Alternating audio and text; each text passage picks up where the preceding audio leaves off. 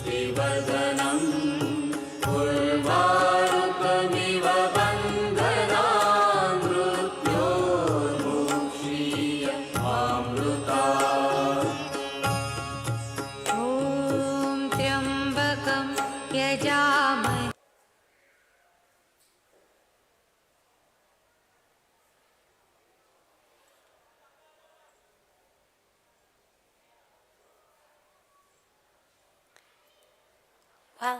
Welcome to Satsang.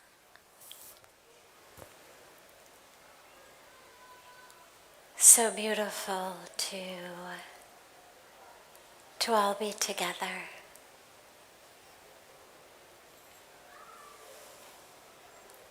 Wonderful. And a beautiful welcome also to our family joining us from all over the world through the internet, joining us on YouTube or Facebook or wherever you're watching. Beautiful. Welcome to you, and we feel you with us. We know you're with us. So a very special welcome to you all as well. And beginning as usual with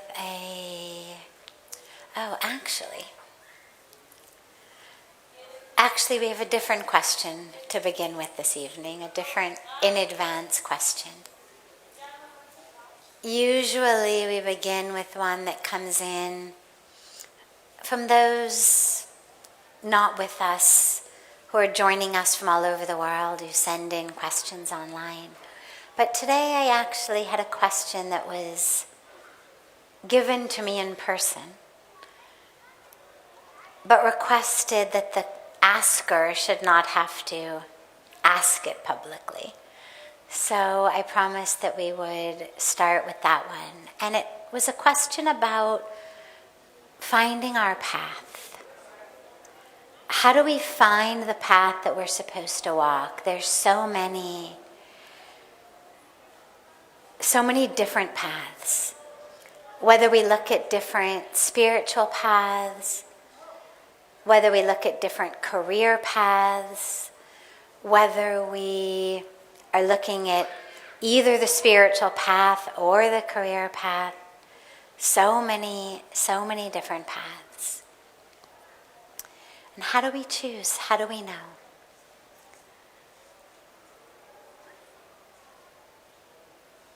It's important to realize that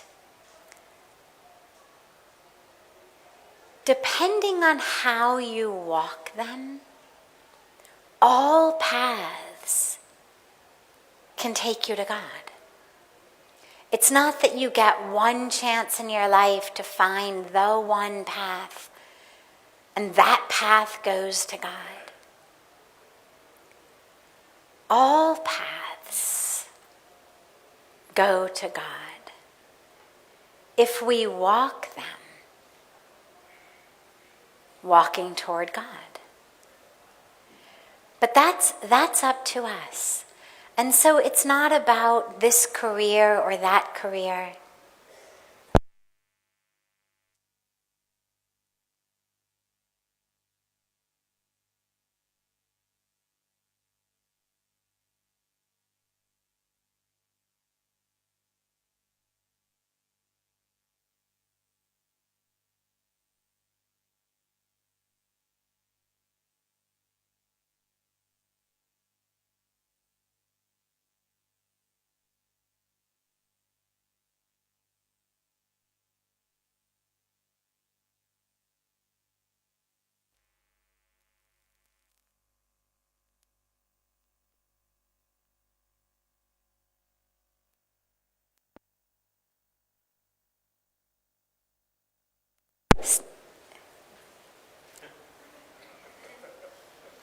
You can get there being the CEO of a company.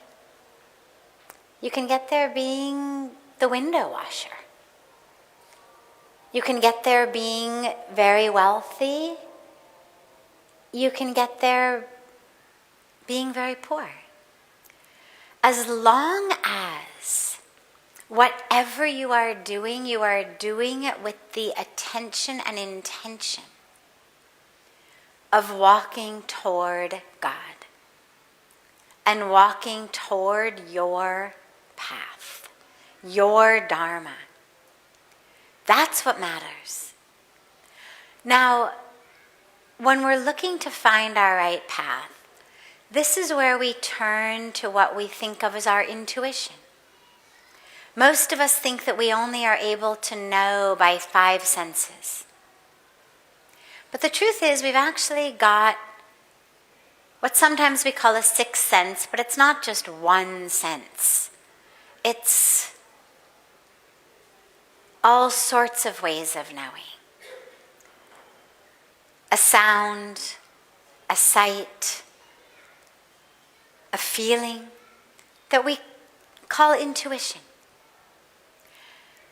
That intuition guides us on where we're supposed to walk.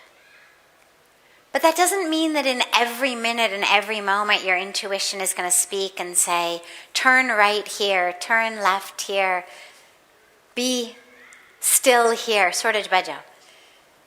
Go left, go right, stand here.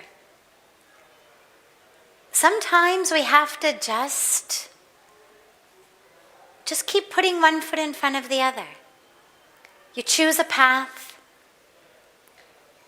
Seems like the right one for now.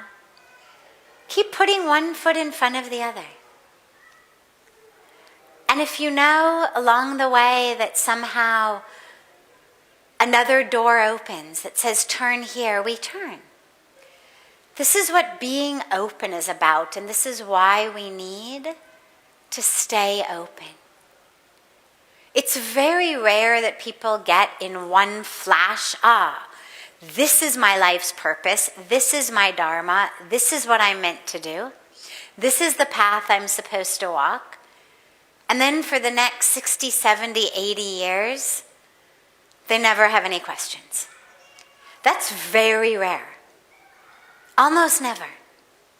What happens is we're at a certain phase and we make a choice. And we may make the choice in the right way, or we may make the choice in the wrong way.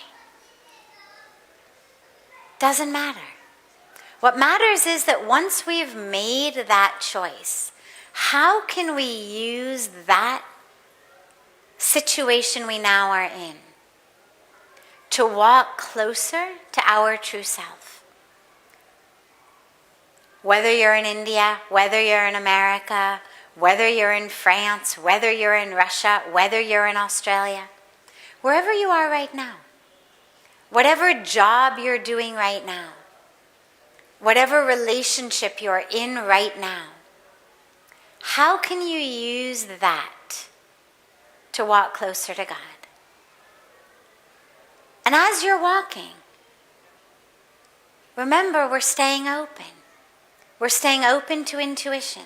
So as we walk, is there a sign? Is there a signal? Is there an intuition from inside that says, turn right here, turn left, stop? We listen. And I always say that everything in nature has that. It's how a caterpillar becomes a butterfly, right? It's crawling along the ground one day. It's only crawled along the ground its entire life. It knows nothing other than crawling along the ground. But one day, it hears a voice, or there's a signal, or a sign, whatever it is that caterpillars experience. And suddenly, it knows to climb the tree. And as it's climbing the tree then, it hears another signal, gets another sign, another voice that says, now go out on a branch. Now weave yourself into a cocoon.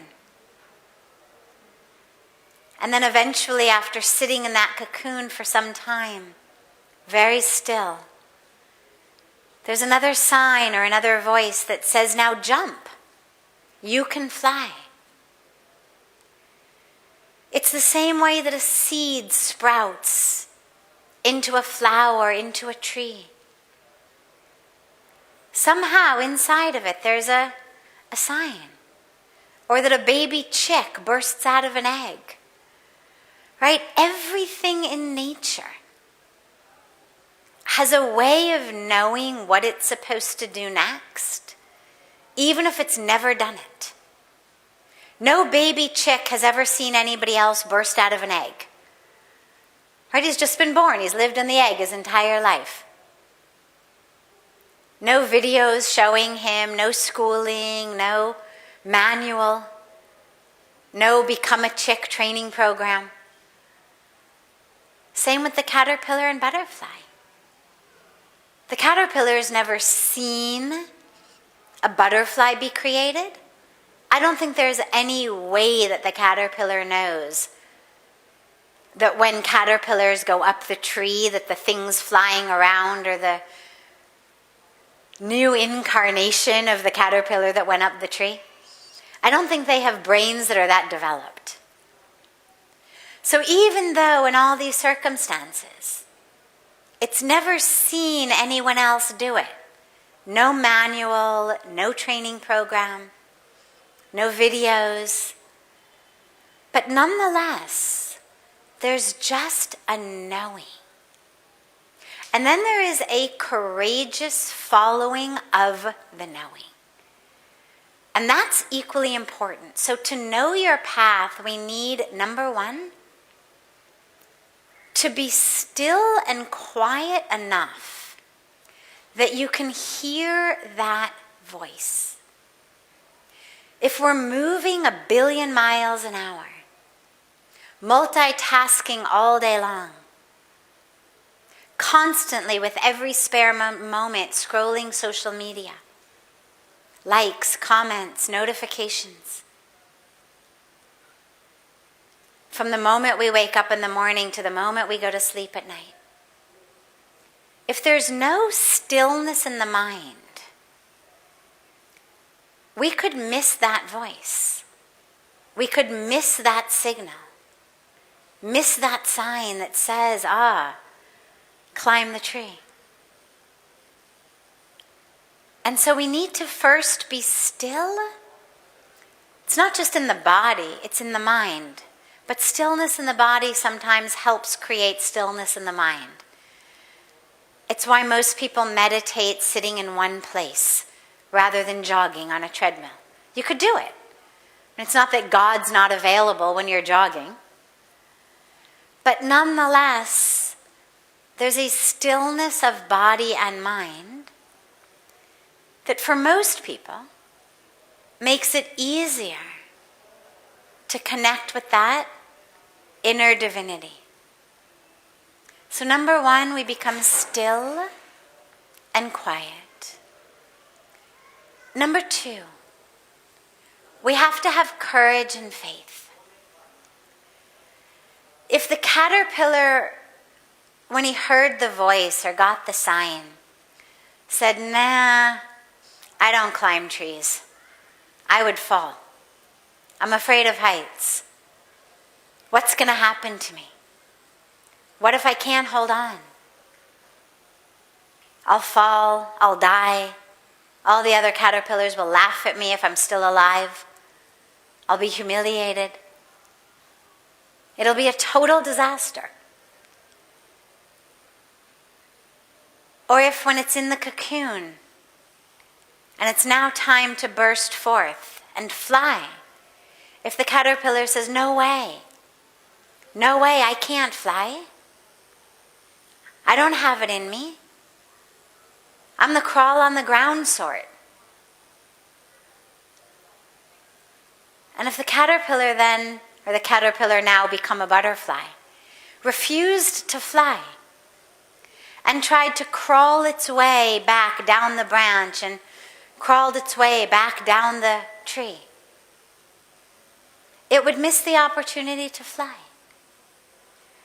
So we've got to have that courage that I'm getting a sign.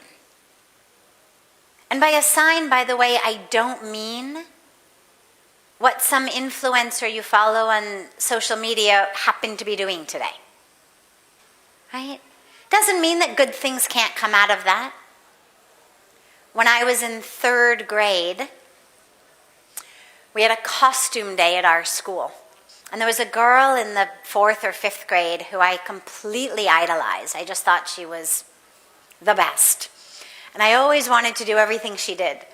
And in the costume day at school, she came dressed in a karate uniform. And I went home that night, and for some reason that, 40 plus years later, I still can't figure out, I didn't tell my parents that I wanted a karate uniform, which really was all I wanted because that was what she had. But instead I told them I want to take karate classes. I think I was afraid that if I said I just wanted a uniform, they would think that was silly. So I told them I wanted to take karate classes. Okay, and it turns out it actually worked wonderfully. I was one of the youngest female black belts in LA at 15. So I mention that because back in the 1970s, she was the equivalent of an influencer. She was the one I was looking up to. Okay, what does she eat for lunch? What does she wear? How does she do her hair? And I just wanted to do whatever she did. So in that case, it worked out okay. But in terms of life paths, when we're talking about intuition and signs and signals, let them come from within. It's not what some popular person who you follow is doing. That may be their path. But for your path, it's got to be an internal intuition. And when that comes, you've got to have the courage to walk it. And the faith in the divine who has sent you this intuition. In that true self, that true capital S self. Who knows? We have faith in that. And we start moving accordingly. And then once we start moving, again, as we walk, there may be other signals, other signs that say, now you turn. And again, you don't want to be stuck and say, oh, no, this is the path I'm supposed to walk. Well, maybe you were supposed to walk it so that you would hear the next voice. Like for me, there was so much in my life that led up to me coming to India that if it weren't meant to lead up to me being in India, it makes no sense at all. I could look back and say, well, why did I do this? Why did I do that? Why did I make that decision? Standing alone, they make no sense. But they make perfect sense when I realize, I was supposed to do each of these things because they were together guiding me to come here. So you have faith in that inner wisdom. I've never heard of anyone on their deathbed saying, God, I wish I had not listened to my own self. I wish I had not trusted my intuition. I wish I had not had courage. I wish I had not had faith. I wish I just had done whatever the neighbors did. I've never heard of anybody saying that. But you do hear the opposite. You do hear people say, God, I wish I had listened to my intuition. I wish I hadn't just done what everyone on my block growing up did, what everyone in my high school did, what everyone in my university did. I wish I had had the courage to chart my own path.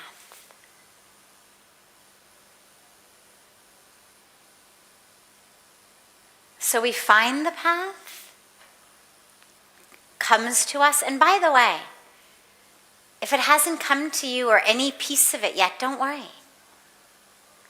In this moment, if you're one of those people looking for your path, in this moment, just check in with your heart. Where is my heart pulling me? What path?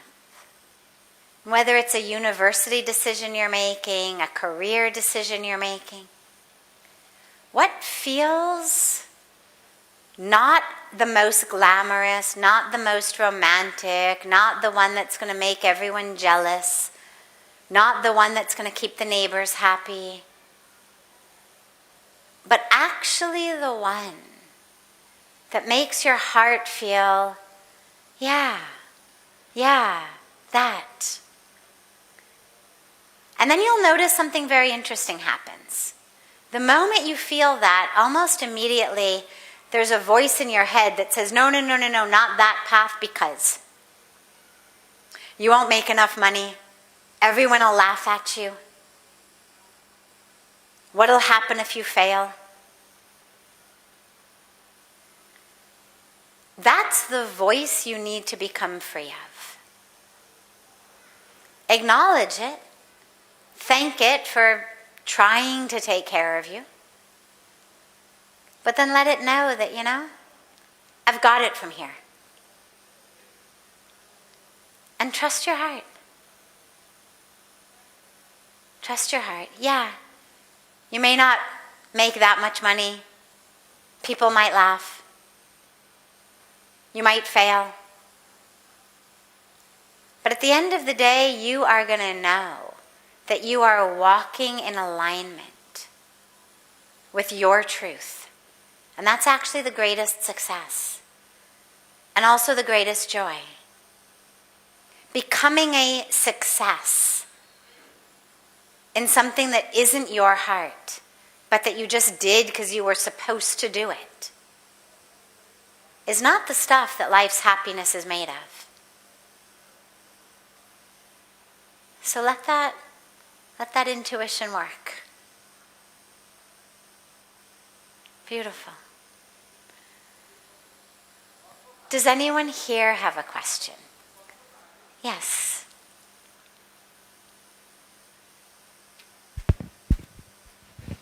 Hi, Sadhviji. I leave tomorrow, so I'm so grateful I get to ask you this question. It's about the role of intervening on other people's actions in their lives. I really try not to ever do that with friends, family, others. My question is it ever right to do that when there's an innocent being who isn't able to protect themselves? An example of that came across 2 days ago. I was going down in a little alley to Ganga, and a dog popped out of this cage and wanted attention. So I stuck my fingers through, and this dog, I could tell, was deprived of love and hungry because the ribs were exposed. And so I petted and found some food, and it was owned by a family. I asked the neighborhood people, the locals, I sensed that dog was in there all the time. And they said yes, all the time, every day, all day. And I said, who owns it? And they said, the family right there. And if they were working, I would totally understand, busy. But they were actually, the whole family was there in an area that could be, it was enclosed that the dog could be in. So I visited the dog since then. I spoke to them. I thought, well, let me just non-judgmentally raise the inquiry. And they basically dismissed me. So in the days since then, every time I see the dog is, feverishly hungry, thirsty. I put water, this dog is suffering and is underfed and does not leave the cage for days, probably weeks or months, according to the people nearby. I have a very deep temptation to break the dog free. There's a couple of concerns. One, I feel like they're going to get the dog back and then punish the dog, so I don't want that to happen. And then two, the spiritual question. So my question to you is, assuming that the dog wasn't ever found, and I'm not asking for permission to break in and remove the dog, don't worry, but is it ever spiritually, morally right, because I also understand it's God. Maybe God is in control of all of it, so for me to intervene, I'm probably intervening on God. So there's all these questions that are swirling. So the question is it ever spiritually and or morally right to intervene and possibly violate someone else's rights in order to protect an innocent being? Beautiful. It's absolutely okay, absolutely right. And in some cases, I would even say absolutely mandatory to intervene. I mean, imagine that instead of a hungry, thirsty, but otherwise safe dog in a cage, not to make it okay, but we're just going to draw a comparison. If instead of that, you were walking down the street and you saw someone raping someone. I mean, if you were walking down the road and you saw somebody grab a young girl and start to rape her, or even grab an older woman and start to rape her, of course we would have to intervene. And so, from the dog to the woman, to world hunger, to global warming, to indigenous rights, to human rights, it's actually incumbent upon each of us to act and to intervene. As humans, at this particular intersection of time and space,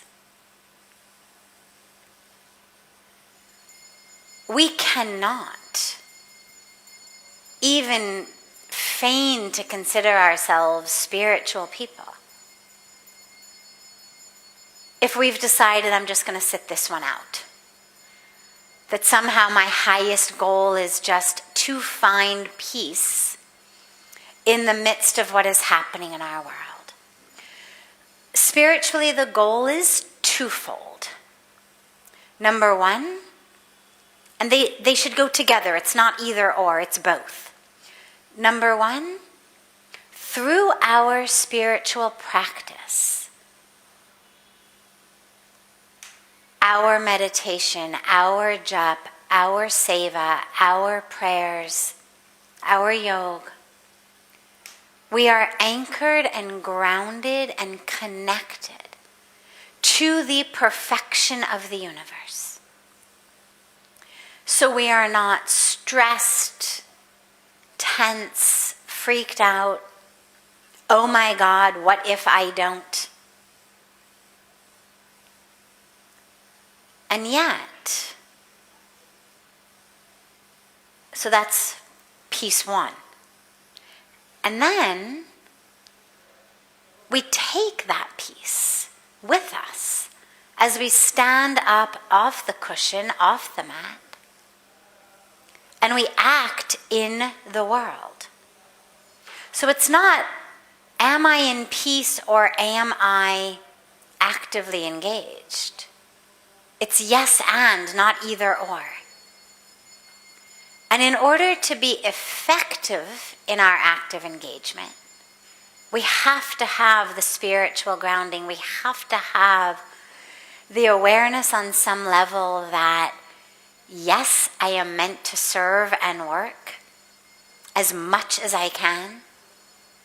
And yes, everything is perfect. And in that perfection is me being called to serve all of the things that need so much work and so much help on our planet today. And they sound paradoxical, of course, but for me, one of the great spiritual teachings and practices is what I think of as creating space. Most of us have kind of narrow ways of understanding things. Either everything's perfect, or everything's going to hell. Right? It's got it one or the other. So either we say, okay, it's all God, there's nothing but God. It is perfect, the rest is an illusion. At which point, don't worry about the dog, don't worry about the woman being raped, don't worry about climate change or world hunger, because it's all perfect. And anyway, it's all illusion anyway. So why bother? That is the ignorance of half or a very small percentage of an understanding. When we are told and taught it's all perfect, it's all divine, that doesn't mean, so go ahead and sit this one out. It means your heart breaking when it sees a dog who is hungry. Your instinct, your initiative, your compassion, your innovation, going to work when we see children who are poor, people who are starving, our planet being destroyed. That's part of the perfection. And so we recognize the problems in the world. It's not that we don't. But along with it, it's not just everything's going to hell, which the result then tragically brings you to the exact same place as the result if you think everything is perfect, which is, well, if everything's going to hell, what's the point of doing anything anyway? I can't possibly fix climate change and world hunger and domestic violence and gender-based violence and human rights abuses and discrimination. So you're back in exactly the same place, which is sit this one out. And that's never the answer. And if we're ever confused about whether it's the answer, we just pick up our copy of the Bhagavad Gita, where Bhagavan Krishna reminds us over and over and over again that we are called upon to stand up and act with righteousness, with integrity, with nonviolence, with truth, with love, with an awareness of oneness. And while you are acting, don't forget the perfection of it all. It's like that very core, famous teaching of the Bhagavad Gita. Remember me and fight the war. Remember me and fight the war. So, you being called upon to intervene is beautiful, as long as you can keep your ego out of it. Because the dilemma becomes we get very identified with, I am the savior. I am kind of the, superhero of compassion over here. And see, I've got my cape. And I'm just going to go around and I'm going to right all of the wrongs. I'm the doer. I'm the fixer. I'm that superhero. And that's a very, very dangerous place to be spiritually. Instead, let me offer you the possibility of simple gratitude to the divine that says something like, in your own words, with your own bhav, something like, thank you, God, for using me as the instrument to help this dog. Thank you, God, for giving me the opportunity, the resources, the intelligence, the compassion to allow your action to flow through me. Thank you for choosing me today as the vehicle of compassion, of love, of service. And as far as a prayer, it's a beautiful prayer every morning. Oh God, use me. Let me be an empty, hollow channel through which your divinity flows. Flow through me. Let me be a vehicle for you here on earth. And then that enables us to do the action without getting stuck in the ego. But yes, we are absolutely called to intervene. Again, it doesn't mean we don a cape and, roam through the neighborhood looking for wrongs to right. But it's a beautiful prayer, and we certainly every day have the opportunity in small ways or big ways to intervene. Whether it's something as direct as the dog in the cage, or whether it's something that's got a ripple impact that we may not necessarily see immediately, like choosing to eat vegetarian, choosing to buy organic, choosing to buy fair trade, choosing to use products that are not made from animals, tested on animals, that are not produced with child labor or women in sweatshops, that are not produced in factories that are spewing their waste into the air, into the soil, into the water. That's also a way of intervening. And so sometimes you'll be given the opportunity to do it in a very direct way where you see the impact. And sometimes you may not see the impact, but you know it. You trust it. You know that there is a divine ripple, and it's happening. Beautiful. I thought you were going to ask if you could intervene and bring your wife.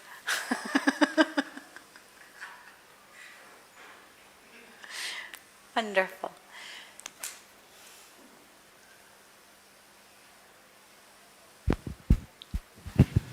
Pranam.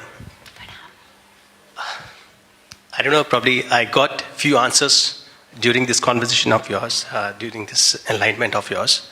But I still want to ask this question. I've been following a practice since childhood, what I've learned from my mom, that make sure that you continue to pray. And I had been doing this. And during this pandemic, probably I thought, I could be wrong out here. I thought I've been evolved. Probably I got more connected to that Almighty. And I kept on reading something, and I kept on hearing something, and I somehow got connected to Him. But all of a sudden, my graph from last 1 month came down. I don't know what has happened. And I feel like there is no blessing anymore from His side. Is it this what I've been, introspecting or probably thinking about myself. And I was just thinking that I was going in the right direction. I was getting connected to Him. And all of a sudden, I don't know what has happened because I'm not able to get connected anymore. I try, because before that, I was getting up early in the morning, and that though I've been doing it throughout my life, I still do, but I think I'm getting lazy now. I am, probably that blessing is not anymore these days. I've been pushing myself, so though I could get answer, which when you told me when you're doing something wrong, it's better to, just stop, hold yourself, silent, observe that silent, and let that thing probably. Is it the right approach? What I've just learned from you, or so it's definitely the right approach if your path is not right. But God has not gone anywhere. God has not left you. God was not available earlier, but now not available. Chuti pe to nahi gaye. ठीक है? It's not like office band hai, right? God's doors are always open. Always, 24/7. God is always available. So if you find, but it's very common. It's actually what you're experiencing is very common. You should not worry about it. If you talk to any deep spiritual seeker, what you'll hear in almost every case is these powerful, powerful experiences of connection. And then there seem to be these periods where it seems like God has gone someplace. And we're just not able to connect. And this is very common, so do not feel like you've done something wrong. It happens. I like to think of it, to me, as God testing us. God testing us. How much do you still love me when you can't see me? How much do you still love me when it seems like I've gone away? Do you only love me when I'm front and center? Or do you also love me if you can't see me right away? And so I think about it. I can't tell you for sure that this is why it happens, but this is just my internal sense, is that it's God actually making us stronger. Because to be connected to God, when that connection is right there and it's palpable and you feel it and it's every minute and every moment and it's juicy and tears are pouring down your face, that's exquisite. But it's easy to stay connected in those days. It's easy to keep loving God in those days. But when you close your eyes to meditate and it seems like nothing happens, when you pray and it seems like nothing happens, as you mentioned, you're getting lazy about getting up in the morning, it makes sense. We start to lose faith. But I actually think about those times as God testing us. How strong are we? How much are we able to withstand and bear in God's name? And so what I would say is, don't let yourself get lazy.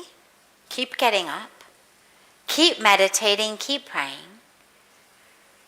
And if you feel like God isn't there, talk to God. I think about Paramahansa Ramakrishna, the amazing, enlightened saint, sage, mystic from early last century.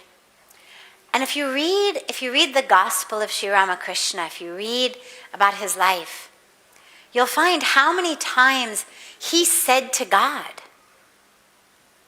"What's happening?" I mean, how many times he got mad at the mother, not eating his food, not responding to him.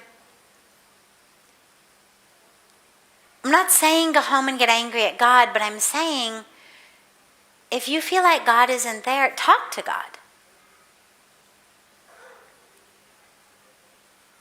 You've got a connection, you've got a relationship. It's like you feel like something's going on with your wife. Maybe she's having an affair, maybe she doesn't love you anymore. But instead of talking to her, you come and talk to me. Talk to her.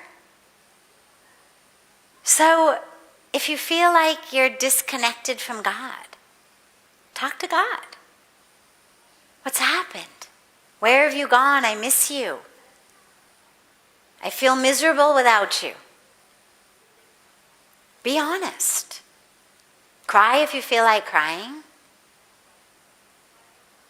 But tell God. And what you may find is that in that open-heartedness, you feel God again. That as you are talking to God, you feel God there. And another last beautiful way is there's so many ways to connect to God.